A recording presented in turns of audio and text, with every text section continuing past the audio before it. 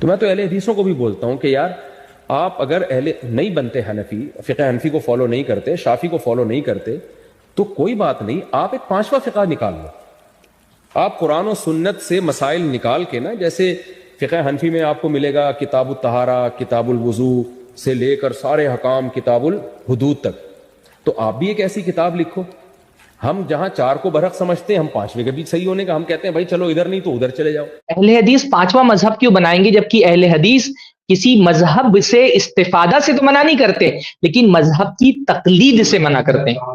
ہمارا جو فقہی مذاہب کے ساتھ اختلاف ہے وہ فقہی مذاہب سے اختلاف نہیں ہے، ان فقہی مذاہب میں خود کو محصور کرنے سے اختلاف ہے. اور اس سے پہلے بھی میں یہ بات کہتا رہا ہوں کہ ہم ان فقہی مذاہب کو تسلیم کرتے ہیں. یہ جو کہہ رہے ہیں آپ فقہ حنفی کو کیوں نہیں فالو کرتے ہیں فالو بھائی.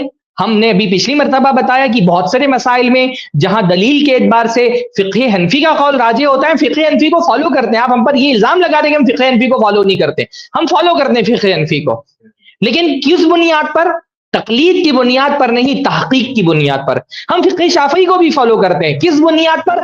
تقلید کی بنیاد پر نہیں، تحقیق کی بنیاد پر. ہم فقہ مالکی کو بھی فالو کرتے ہیں، ہم فقہ حنبلی کو بھی فالو کرتے ہیں، اور ان کے علاوہ بھی جو ائمہ مذاہب ہیں ان کو بھی فالو کرتے ہیں. کسی مسئلے میں امام سفیان ثوری کو، امام اوزاعی کو، لیث ابن سعد کو، اسحاق ابن راہویہ کو، ابن جریر طبری کو، امام ابو داؤد کو، الگ الگ جو امت کے اندر ائمہ ہیں. ہم اسی لیے تو آپ بار بار جو ہم سے کہتے ہیں اہل حدیثوں پر آپ کو اعتراض ہے کہ ہم مجتہدین کو نہیں مانتے، ہم تو بار بار یہ بات کہتے ہیں کہ ہم مجتہدین کو مانتے ہیں لیکن استفادے کی حیثیت سے مانتے ہیں، تقلید کی حیثیت سے نہیں مانتے.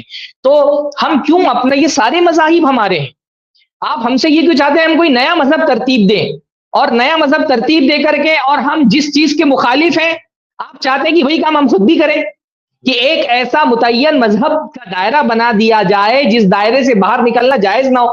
ہم اسی کی تو مخالفت کرتے ہیں کہ ان فقہی اسکول آف تھاٹس اور مذاہب کو استفادے کے لیے ان کی کتابوں کو پڑھا جائے، ان ائمہ سے استفادہ کیا جائے، لیکن اس استفادے کو تقلید کے نہیں تحقیق کے دائرے میں رکھا جائے.